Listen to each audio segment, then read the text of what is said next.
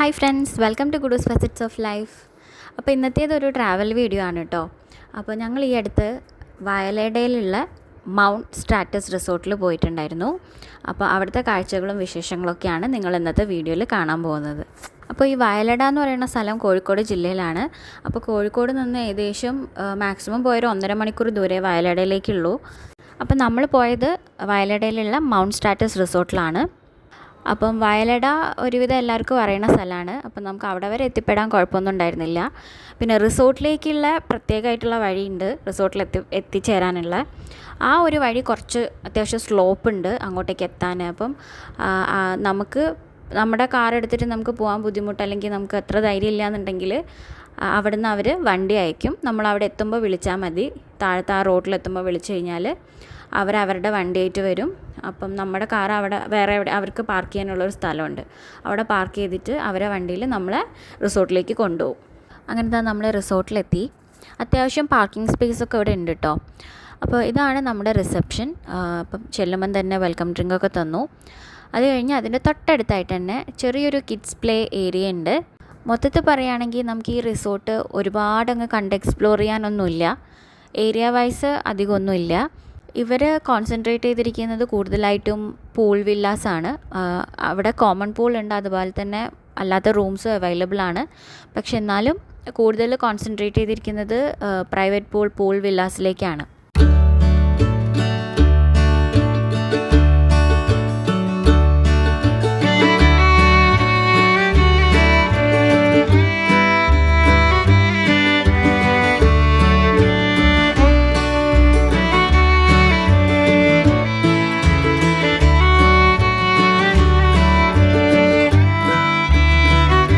അപ്പോൾ റിസപ്ഷൻ്റെ ആ ബിൽഡിങ്ങിൻ്റെ തൊട്ട മേലെയായിട്ടാണ് അവിടുത്തെ ഇൻഡോർ ഗെയിംസിൻ്റെ ഒക്കെ സ്ഥലം വരുന്നത്.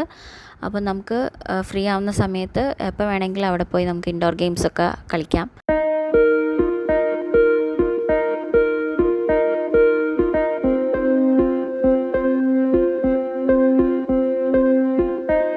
അപ്പോൾ ഈ കാണുന്ന സ്റ്റെപ്സ് കയറിയിട്ടാണ് ബാക്കി മുകളിലേക്കുള്ള റൂംസിലേക്കും കാര്യങ്ങളിലേക്കൊക്കെ പോകുന്നത്. അപ്പം ഇതിൻ്റെ തൊട്ട മേൽ തന്നെയായിട്ടാണ് ഇവിടുത്തെ റെസ്റ്റോറൻറ്റ് വരുന്നത്.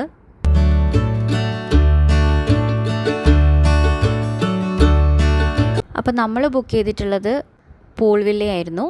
ഇനി നമുക്ക് നമ്മുടെ റൂം കാണാം. അപ്പോൾ ഇതാണ് റൂമിൻ്റെ എൻട്രൻസ്.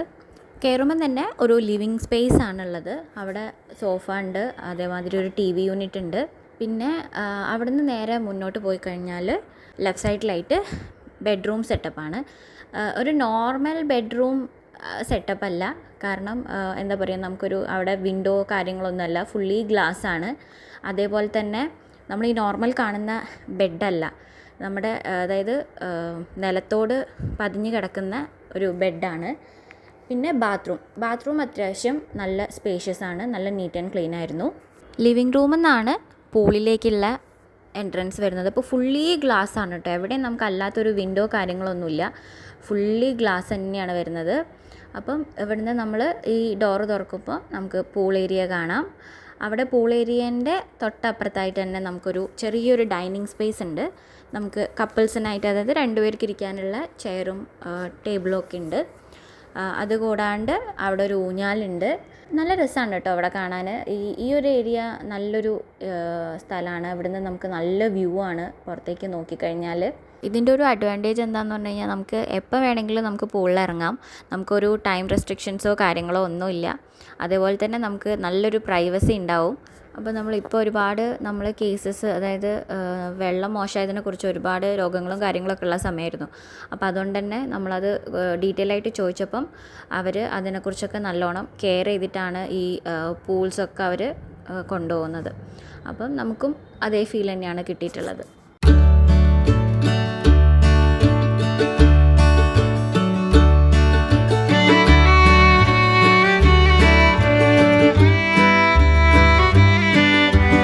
ഇപ്പോൾ റിസോർട്ടിൽ പൊതുവേ അത്യാവശ്യം നല്ല കത്തിയായിരിക്കും. അതേപോലെ തന്നെ അത്യാവശ്യം നല്ല റേറ്റും കാര്യങ്ങളൊക്കെയാണ് ഇവിടുത്തെ സ്നാക്ക് ഐറ്റംസ് ആണെങ്കിലും ബാക്കി ഫുഡ് ഐറ്റംസിനാണെങ്കിലും ഉള്ളത്.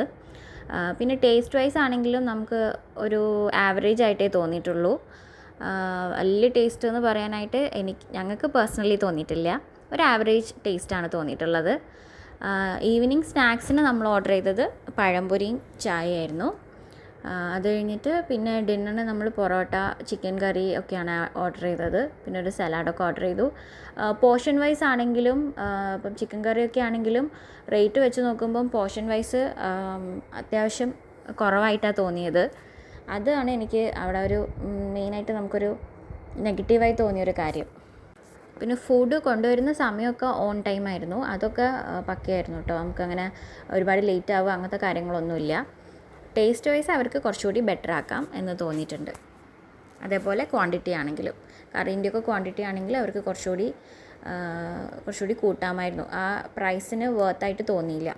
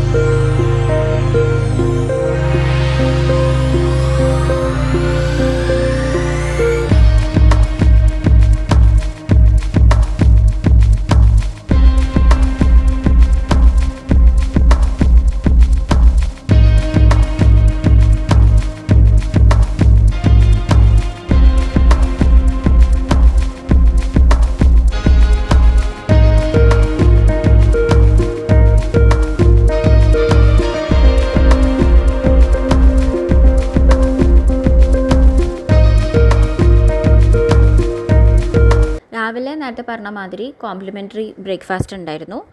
അതിന് എല്ലാ സ്ഥലത്തെയും ഉള്ള പോലെ തന്നെ ബ്രെഡ് ബട്ടർ ജാം, കോൺഫ്ലെക്സ് ഉണ്ട്, അതേപോലെ കട്ട് ഫ്രൂട്ട്സ്, എഗ്ഗ്, പിന്നെ കൂടാതെ ഇഡ്ഡലി, വട, സാമ്പാർ, ചട്നി, അതുകൂടാതെ ചോല ഭട്ടൂര, പിന്നെ അപ്പം, അതിനുള്ള കറിയൊക്കെ ഉണ്ടായിരുന്നു. ബ്രേക്ക്ഫാസ്റ്റും ടേസ്റ്റ് വൈസ് നമുക്കൊരു ആവറേജ് ആയിട്ടാണ് തോന്നിയത്. ഇവിടുത്തെ കോമൺ പൂളും അത്യാവശ്യം സ്പേഷ്യസ് ആണ്. അത് നമ്മുടെ റെസ്റ്റോറൻറ്റ് തൊട്ടടുത്തായിട്ടാണ് വരുന്നത്. അപ്പോൾ ഇതൊക്കെയാണ് ഇവിടുത്തെ വിശേഷങ്ങൾ. നമുക്ക് ഏറ്റവും ഹൈലൈറ്റ് ആയിട്ട് ഇവിടെ തോന്നിയൊരു കാര്യം, നമ്മൾ പൂൾ വില്ല ചൂസ് ചെയ്തുകൊണ്ട് നമുക്ക് പൂൾ എപ്പോഴും ആക്സസ് ചെയ്യാൻ പറ്റുമായിരുന്നു. നമുക്കതിനൊരു റെസ്ട്രിക്ഷൻസും ഇല്ല. പിന്നെ ഇവിടെ ഇമ്പ്രൂവ് ചെയ്യാൻ തോന്നിയൊരു കാര്യം ഒന്ന് ഫുഡാണ്. ഫുഡിൻ്റെ ടേസ്റ്റും അതേപോലെ തന്നെ സർവീസും കുറച്ചും കൂടി മെച്ചപ്പെടുത്താമെന്ന് തോന്നിയിട്ടുണ്ട്. അപ്പോൾ ഇത്രയൊക്കെയാണ് ഇവിടുത്തെ വിശേഷങ്ങൾ. അപ്പോൾ ഈ ഒരു വീഡിയോ ഇഷ്ടപ്പെട്ടിട്ടുണ്ടെങ്കിൽ ലൈക്ക് ചെയ്യുക, ഷെയർ ചെയ്യുക, സബ്സ്ക്രൈബ് ചെയ്യുക. And thanks for watching.